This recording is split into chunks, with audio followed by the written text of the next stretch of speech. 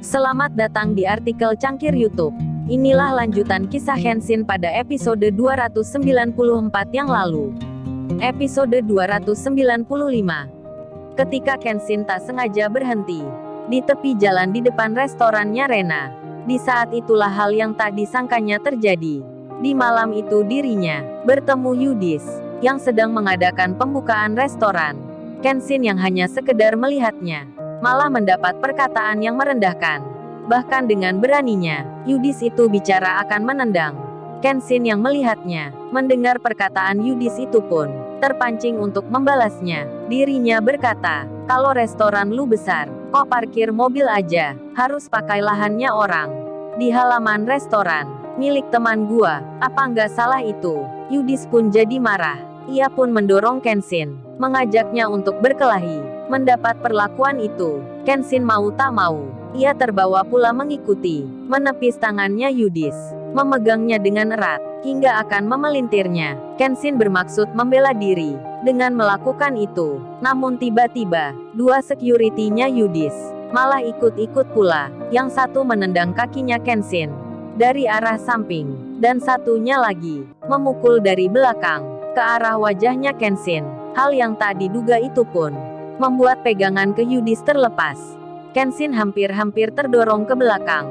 Bahkan ia akan terjatuh. Namun dengan sigap, ia menegakkan badannya, kemudian berdiri tegak, lalu bersiap lagi, mengatur kuda-kuda. Kenshin pun kini menghadapi 3 orang. Dengan raut wajah tersenyum, Kenshin tak sekalipun mundur, sampai terdengar suara teriakan dari seberang, yang meminta Yudis untuk berhenti. Hei kalian jangan berkelahi. Hentikan. Terlihat si Rena berlari menghampiri. Kenshin pun terkejut melihatnya. Di situ pula ada Shirley dan Niken.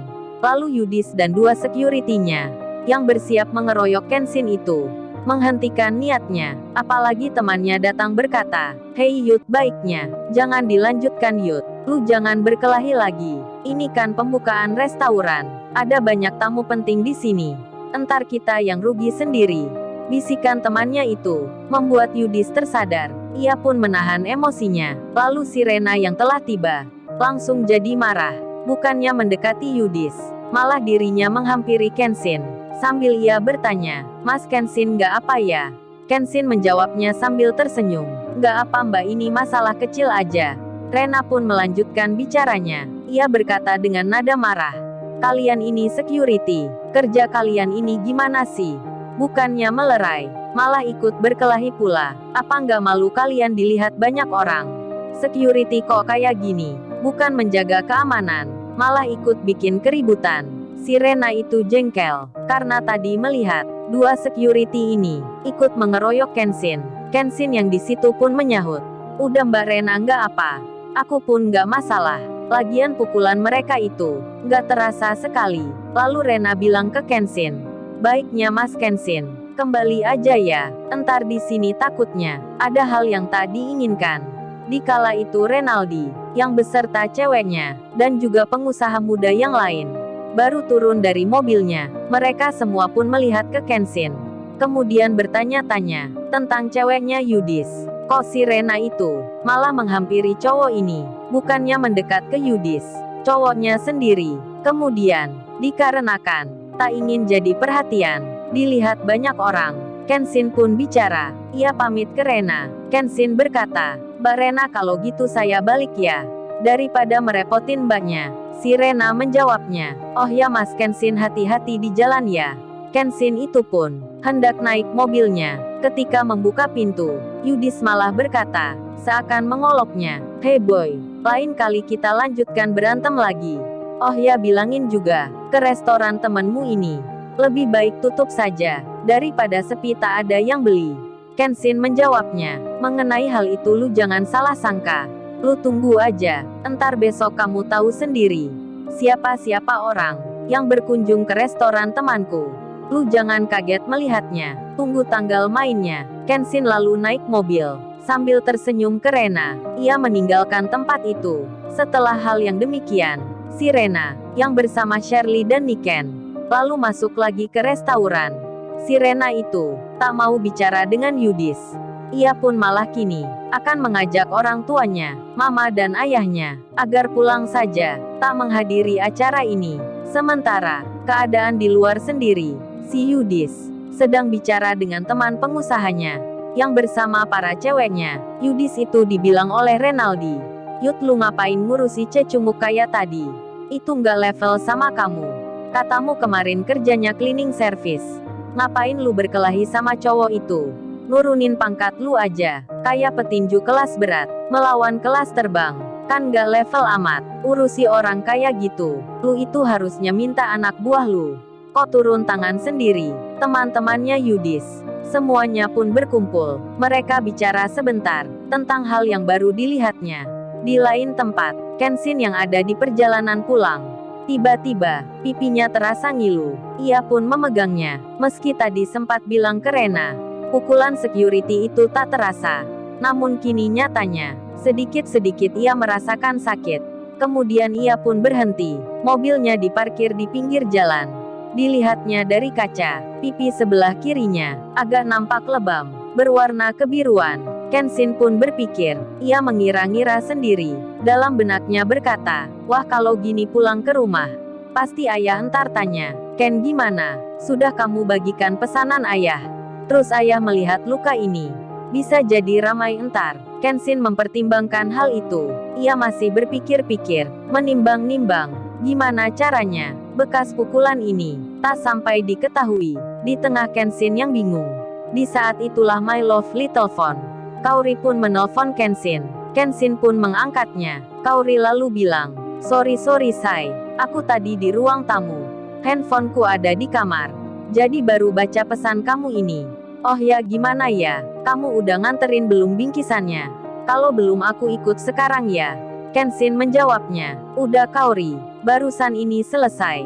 Kaori pun menyahut, "Wah sayang nih Sai, padahal aku berharap banget nih akan ikut membagikan. Terus kalau gitu kamu sekarang ada di mana?" Kaori bertanya. Kenshin menjawabnya, "Ini aku di jalan Kaori. Akan balik pulang." Kaori pun bicara lagi, "Kalau gitu, mampir bentar dong ke rumah. Bisa nggak ya?" Kenshin menyahutnya, "Kan ini udah malam Kaori. Emangnya ada apa ya?" Kaori menjawabnya, "Ini Sai mama bikin roti. Enak loh, spesial banget. Pasti kamu belum pernah coba. Kesini bentar ya." "Bentar aja, paling nggak sampai setengah jam. Habis gitu kamu boleh pulang."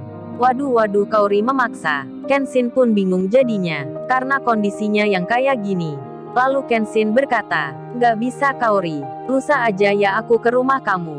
Kaori pun menjawabnya, "Kalau nggak bisa datang, entar mama marah ke kamu loh. Lagian kan kamu mengajak aku. Aku pun selalu mau. Ganti aku minta kamu ke sini. Kamu menolaknya. Pakai hari lusa pula. Malas ah kalau gini." Mendengar hal itu, Kenshin menjawabnya, iya deh. Jangan marah gitu. Manja banget nih anak." "Oh ya Kaori, aku bisa minta tolong nggak ya?" Kaori menyahutnya. "Minta tolong apa Sai?" Kenshin bicara, "Ini aku titip mobil di rumah kamu. Boleh nggak? Soalnya malam ini, aku tidur di tempat kos aja. Entar aku telepon Iwan." Kaori pun bertanya, "Emang ada apa Sai? Kok kamu titip mobil di rumahku?" "Ya bolehlah itu. Tapi apa nggak baiknya tidur di rumahku aja Sai? Kan sekalian entar datang ke sini. Masa mobilnya aja yang ditinggal?" Mendengar jawaban Kaori, Kenshin pun tertawa. Ia lalu menyahutnya, Kaori kamu itu ada-ada aja. Kok aku disuruh tidur di rumah kamu? Entar apa kata orang?" Kaori menyahutnya, "Apa sih itu maksudnya? Kamu pasti deh Sai berpikir yang nggak baik." Kenshin menjawabnya, "Ya udah kalau gitu, yang jelas aku entar tidur di tempat kos aja. Tapi sekarang aku akan mampir dulu ke rumah kamu. Tapi sebelumnya, aku tunggu ya di warung belakang. Itu yang tempo hari kita ketemu. Waktu aku bersama Iwan." Kaori menyahutnya, "Oh di situ ya. Kalau gitu entar kamu mampir di kafe aja Sai. Di situ bagus tempatnya. Entar tak ke sana." Kenshin pun mengiyakan, dan berjalanlah mobilnya menuju tempat itu. Kaori yang belum tahu kondisi Kenshin, ia pun kini berganti baju, bersiap akan keluar ke tempat kafe belakang, dan Iwan yang di tempat kosnya. Saat itu dirinya mendapat pesan. Iwan pun membacanya. Kenshin yang mengirimnya, "Wan lu sibuk gawan. Kalau bisa entar jemput gua. Habis gini aku kirim alamatnya.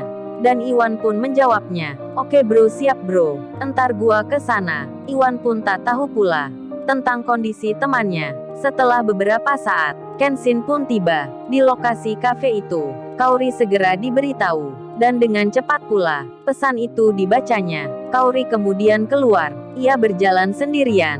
Dirinya akan datang untuk menemui Kenshin. Lalu, bagaimana kisah selanjutnya? Subscribe channel ini untuk episode berikutnya. Terima kasih.